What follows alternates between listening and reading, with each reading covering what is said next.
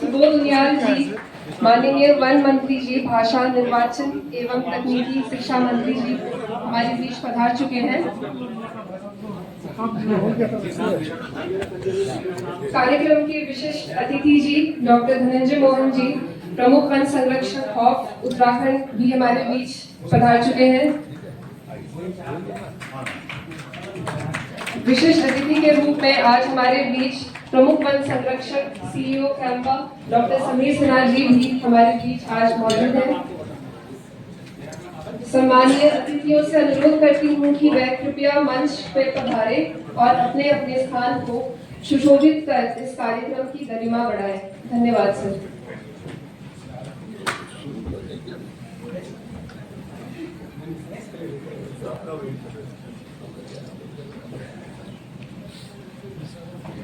आज हम यहाँ अंतर्राष्ट्रीय जैव विविधता दिवस 2025 के अवसर पर एकत्रित हुए हैं। इस वर्ष की थीम है harmony with nature and sustainable development. आज के कार्यक्रम के मुख्य अतिथि माननीय वन भाषा निर्वाचन एवं तकनीकी शिक्षा मंत्री जी आदरणीय श्री सुबोध उनियाल जी, विशिष्ट अतिथि प्रमुख वन संरक्षक खौफ डॉक्टर धनंजय मोहन जी, विशिष्ट अतिथि प्रमुख वन संरक्षण एवं सीईओ कैंपा डॉक्टर समीर सिन्हा जी, उत्तराखंड जैव विविधता बोर्ड के अध्यक्ष महोदय श्री एसपी सुबोधी जी, सदस्य सचिव महोदय जी श्री नीतीश मणि त्रिपाठी जी, आज हमारे इस कार्यक्रम में उपस्थित वन विभाग उत्तराखंड के वरिष्ठ अधिकारीगण, उपस्थित हमारे सारे टीचर्स, शिक्षकगण, प्यारे विद्यार्थियों, जैव विविधता प्रबंधन समिति के उपस्थित सदस्यगण, रिसर्चर्स, उत्तराखंड जैव विविधता बोर्ड के साथीगण, आज इस कार्यक्रम में मैं आप सभी का तहे दिल से स्वागत करती हूँ। एक बार जोरदार तालियों से हम सभी का स्वागत करें। धन्यवाद। आज के हमारे माननीय एवं सम्मानित अतिथियों के स्वागत हेतु मैं विनम्र अनुरोध करना चाहूंगी उत्तराखंड जैव विविधता बोर्ड के अध्यक्ष महोदय जी से कि वह हमारे मुख्य अतिथि जी को शॉल एवं बुके भेंट कर उनका आज के कार्यक्रम में सत्कार स्वागत करने की कृपा करें। Please sir. जोरदार तालियां।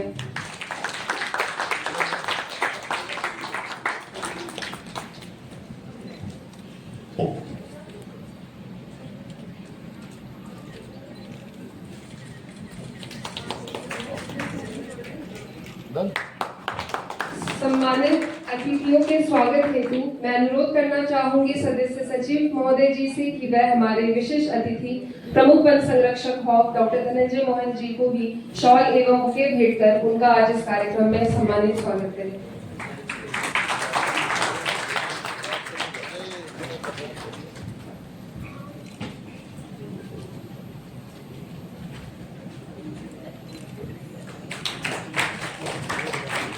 सम्मानित अतिथियों में मैं अनुरोध करना चाहूंगी सदस्य सचिव जी महोदय को कि वह प्रमुख वन संरक्षक सीईओ कैंपा डॉक्टर समीर सिन्हा जी को भी शॉल एवं बुके देकर स्वागत करें।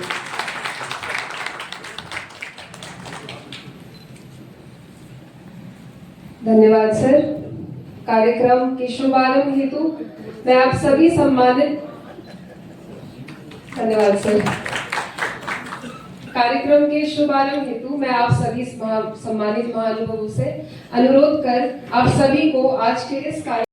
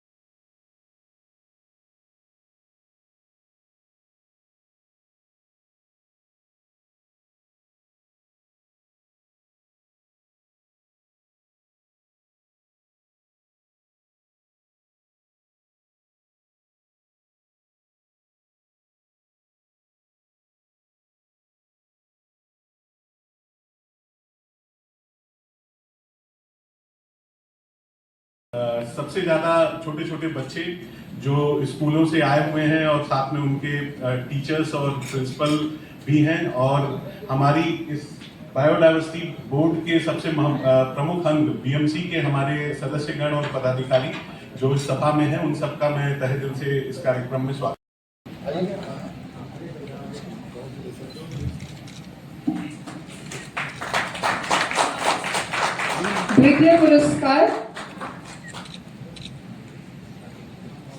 द्वितीय पुरस्कार अनस कक्षा 2 स्कूल राजकीय प्राथमिक विद्यालय दिलाराम बाजार।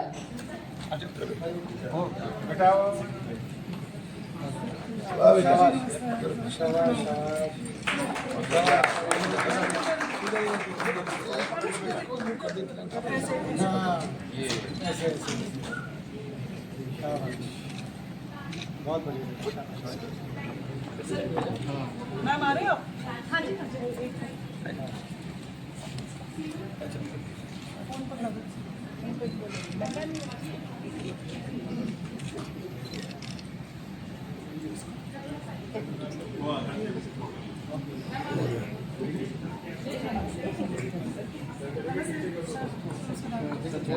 नीचे कर लो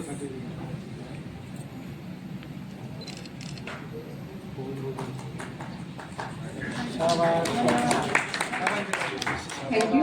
तृतीय पुरस्कार कुमारी प्रीति कक्षा 1 स्कूल राजकीय प्राथमिक विद्यालय अजयपुर डांडा। सर कंफर्टेबल नहीं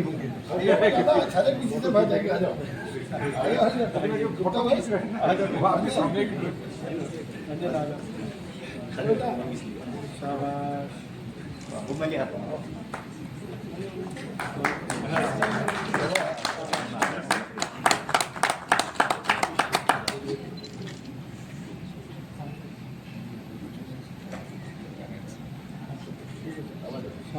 धन्यवाद।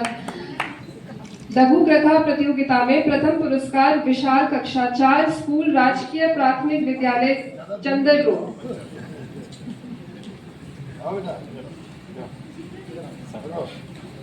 शाबाश शाबाश।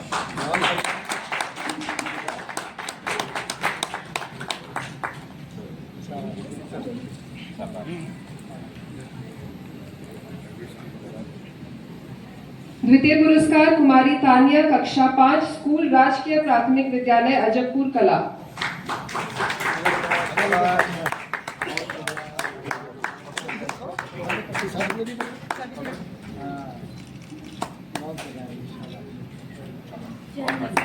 तृतीय पुरस्कार कुमारी दीपांशी कक्षा 5 स्कूल राजकीय प्राथमिक विद्यालय Rajpur. Round of applause for their motivation.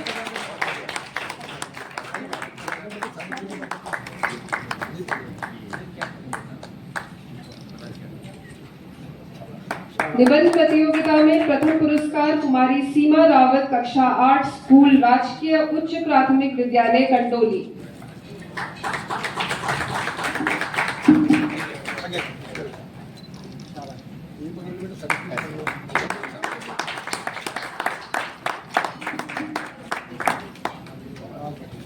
द्वितीय पुरस्कार कुमारी संजीवनी कक्षा 8 स्कूल राजकीय उच्च प्राथमिक विद्यालय अजयपुर कला।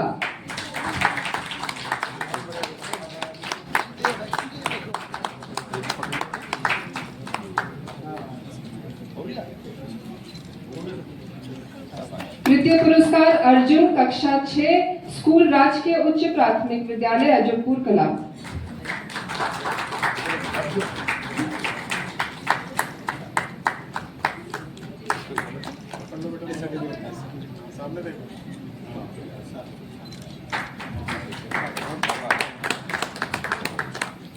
Thank you so much. हम धन्यवाद करना चाहेंगे सारे टीचर्स का, पेरेंट्स का और हमारे ब्लॉक डेवलपमेंट एजुकेशनल ऑफिसर्स का, जिन्होंने स्टूडेंट्स को मोटिवेट किया इसमें पार्टिसिपेट।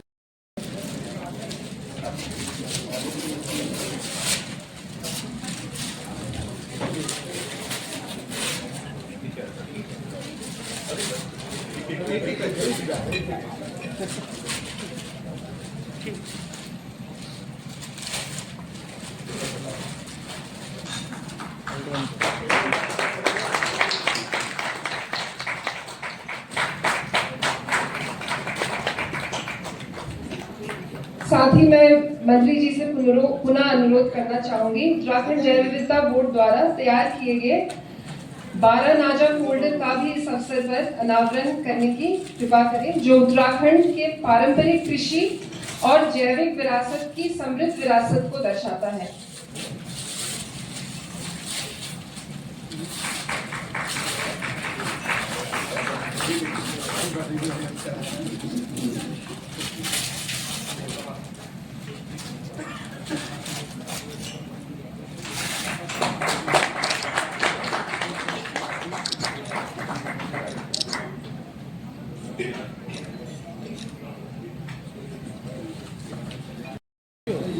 उत्तराखंड जैव विविधता बोर्ड द्वारा तैयार किया गया 12 नाजा फोल्डर।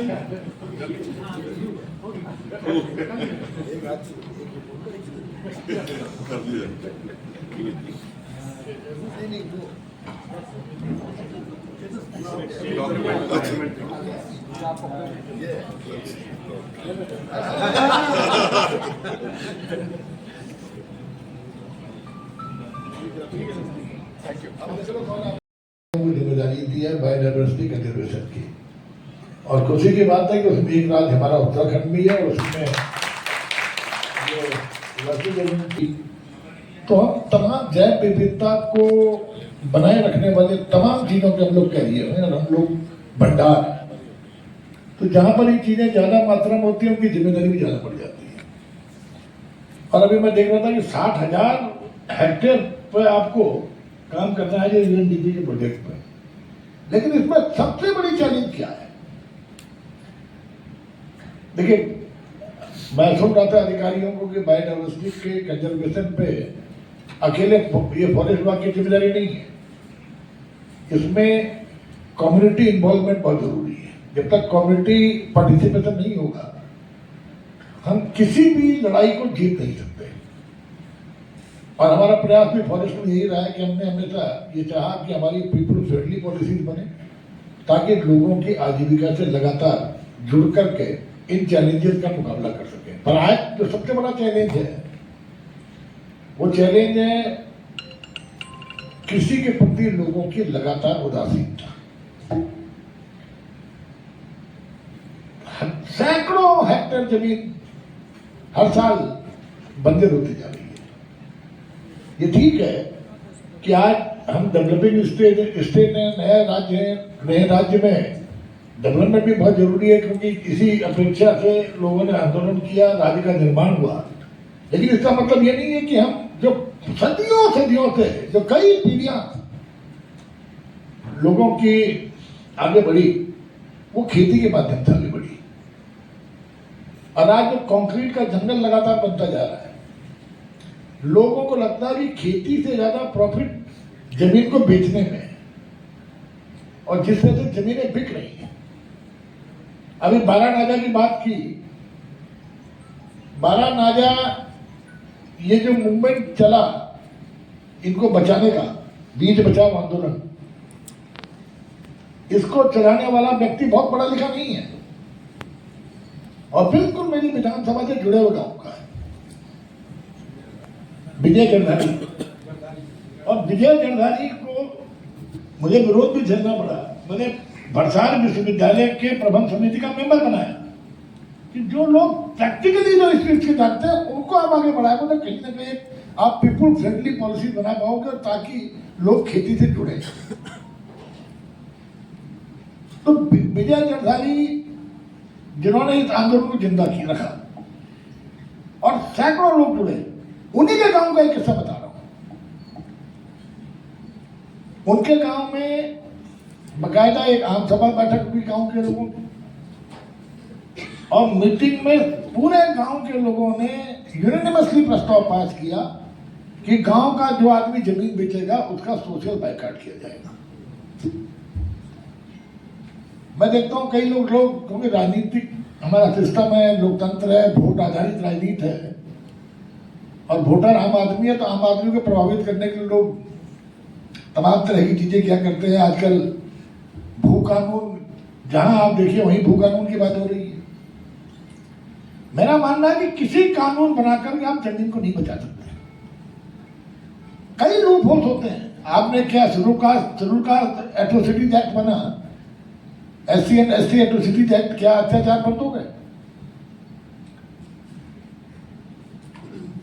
तमाम तरह के ऐसे कानून बने जिससे कोई बच्चों को सुरक्षा देने का था, कोई महिलाओं को संरक्षण देने का था।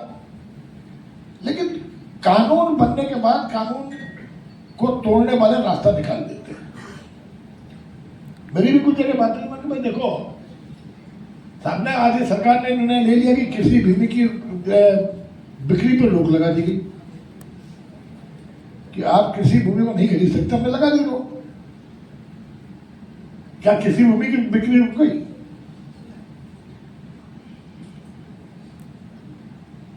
आदमी के पास तमाम रास्ते हैं और सरकार उसको रोक नहीं सकती। आपकी अपनी संपत्ति है, आप किसी को लीज पे दे रहे हैं, हम कौन होते हैं, सरकार कौन होती है रोकने वाली? अब लोगों ने रास्ता निकाल लिया और 90-90 साल की लीज पे दे रहे हैं। ये बुराइयां, क्योंकि आप बायोडाइवर्सिटी जो एक चैलेंज है आज दुनिया के सामने, और इन्होंने जो दिखा है हार्मोनी विद नेचर, कैसे आप नेचर के साथ हार्मोनी बनाए रखेंगे? अगर आपके पास, जब आप पे कोई खेती करने, जब खेती खत्म हो जाएगी तो मुझे नहीं लगता कि उस हार्मोनी का कोई फायदा होगा और आप बायोडाइवर्सिटी को बचाने में भी सफल होंगे। आज मैं अभी धनंजय जी से बता रहा था कि ऊपर वाला कितना बड़ा साइंटिस्ट है, उसने करोड़ों प्राणी बनाए और हर प्राणी का कुछ ना कुछ डाइवर्सिटी को बचाने में रोल है। कभी लोग कहते हैं साहब बाघ मार दो, बड़ा हल्ला होता है कि साहब बाघ ने 4 लोग मार दिए, इस बाघ को मारने का आदेश करो। कई बार मेरी जब समीर सिन्हा इसमें थे, कभी यार मुझे भी गुस्से बोलना पड़ेगा, आदेश क्यों नहीं करते? लेकिन हर चीज का जब रोल होता है किसी विविधता को बचाए रखने में, तो उसके लिए बिना कम्युनिटी को अवेयर किए हुए हम लोग उस विविधता को बचाने में सफल नहीं हो सकते। आज आप देखिए, एक अनपढ़ महिला ने पूरी दुनिया में कहीं ना कहीं उत्तराखंड के नाम को, देश के नाम को ऊपर गौरा देवी, एक नई थीम दी, चिपक गई पेड़ से, काट के देखो। तो इतना बड़ा योगदान। और आज माननीय प्रधानमंत्री जी का ये कहना, एक पेड़ मां के नाम, ये भी एक संदेश है, एक इमोशनल मैसेज है। क्योंकि मां से ज्यादा प्रेम मैं नहीं समझता कि आम आदमी किसी से करता है। और माँ सबसे ज्यादा प्रेम करती है, जितना आप करते हैं उससे ज्यादा प्रेम माँ करती है। माँ को बुरा, उसका लड़का काना हो, अंधा हो, लूला हो, बेईमान हो, डकैत हो, वो अपने बच्चे से प्यार करती है। तो जब बच्चा उस माँ के नाम पेड़ लगाएगा तो कहीं ना कहीं प्रकृति से उसका एक कनेक्ट बनेगा। और आज इसी कनेक्शन की आवश्यकता है। जब तक आप नेचर के साथ कनेक्ट नहीं हो गए, तब तक मैं नहीं समझता आप बायोडाइवर्सिटी को बचाने में अपनी कोई भूमिका निभा सकते हो। तो आज आवश्यकता यह है कि नेचर से कनेक्ट हो। सरकारों का काम यह है कि वो पीपल फ्रेंडली पॉलिसी बनाए और जनता के साथ अधिकारी, वन विभाग का कर्मचारी एक भाई की तरह, ब्रदरली अगर उसके साथ काम करेगा, अगर अफसरी दिखाएगा तो आप जनता को कन्विंस नहीं कर सकते। आपको उसको दिखाना, क्योंकि आप भी इसी सोसाइटी का अंग है, कोई आप बाहर से नहीं आए।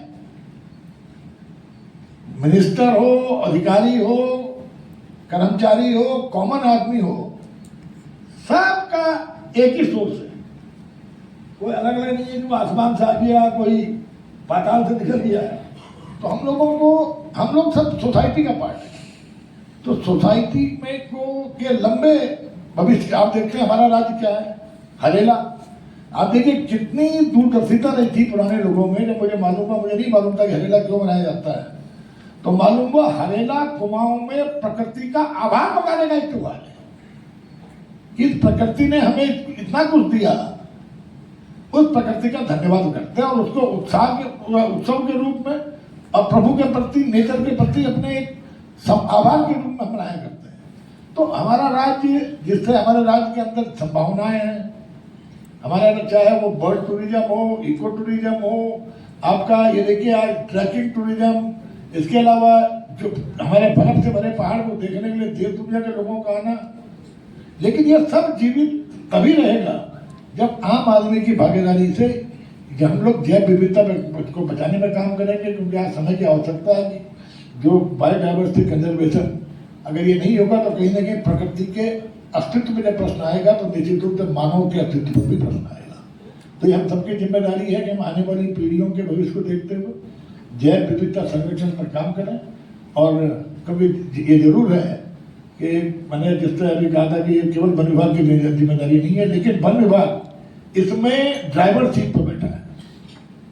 तो अगर आप ड्राइवर सीट पर हैं तो आपकी जिम्मेदारी ज़्यादा बनती है। और इसके साथ जब कुछ यूनिवर्सिटीज जुड़ जाएंगी, जो इनका प्लान है कि हम तमाम यूनिवर्सिटीज को जोड़कर इसमें एक अवेयरनेस का प्रोग्राम चला करके आम आदमी की सहभागिता इसमें लेंगे। और मैं इस बात के लिए बधाई देता हूँ कि आपने पेंटिंग कंपटीशन से छोटे बच्चों को, जो आने वाली जनरेशन है, जैव विविधता के प्रति उनको सजग किया कि जैव विविधता से आखिर हमारा क्या संबंध है, कि क्यों जैव विविधता को बचाए रखना आवश्यक है। इस तरह के कार्यक्रम आप लगातार चलाते हैं। आपको बहुत बहुत शुभकामनाएं। और एक बार फिर ये बायोडाइवर्सिटी डे पर, इंटरनेशनल बायोडाइवर्सिटी डे पर मैं आप सबको शुभकामनाएं देते हुए, ये जो बायोडाइवर्सिटी बोर्ड है, ये क्योंकि मैंने भी धनंजय जी को कहा कि यहाँ पर एक बार डिमांड आई थी फार्मर्स की कि यहाँ पर टेस्टिंग लैब नहीं है। और मुझे याद है इसी बायोडाइवर्सिटी डे पे मैंने टेस्टिंग लैब की घोषणा की थी, लेकिन वो टेस्टिंग लैब अभी तक अस्तित्व नहीं आई।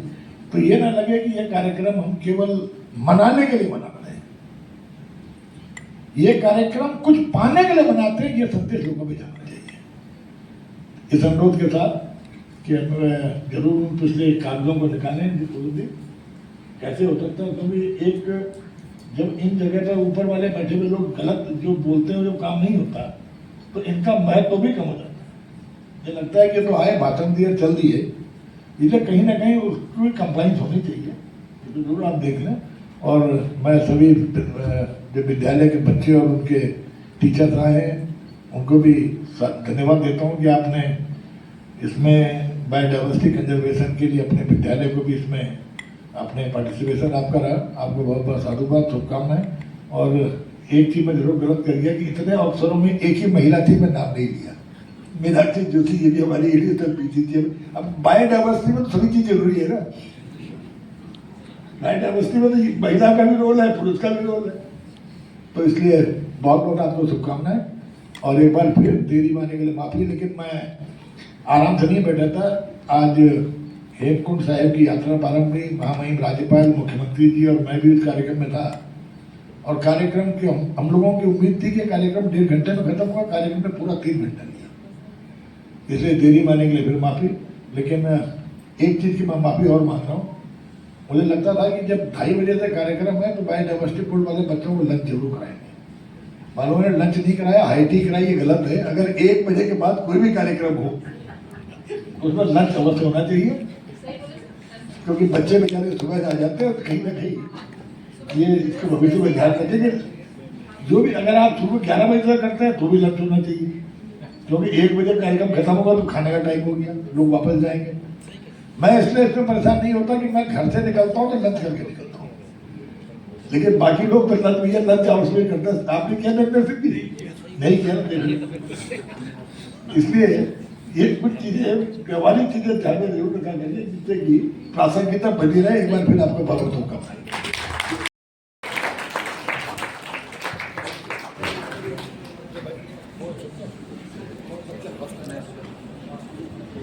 मैं अनुरोध करना चाहूंगी सदस्य सचिव जी से कि वह हमारे विशिष्ट अतिथियों को भी स्मृति चिन्ह भेंट कर हमारे आज के आभार को व्यक्त करने की कृपा करें।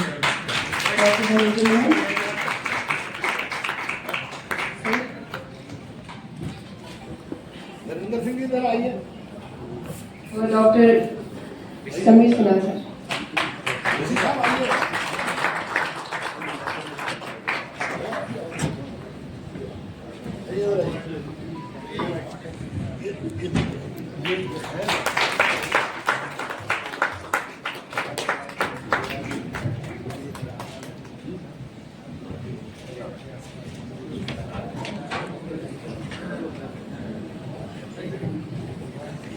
धन्यवाद सर। आज अंतर्राष्ट्रीय जैव विविधता दिवस 2025 के इस विशेष अवसर पर मैं आप सभी का हार्दिक धन्यवाद एवं आभार व्यक्त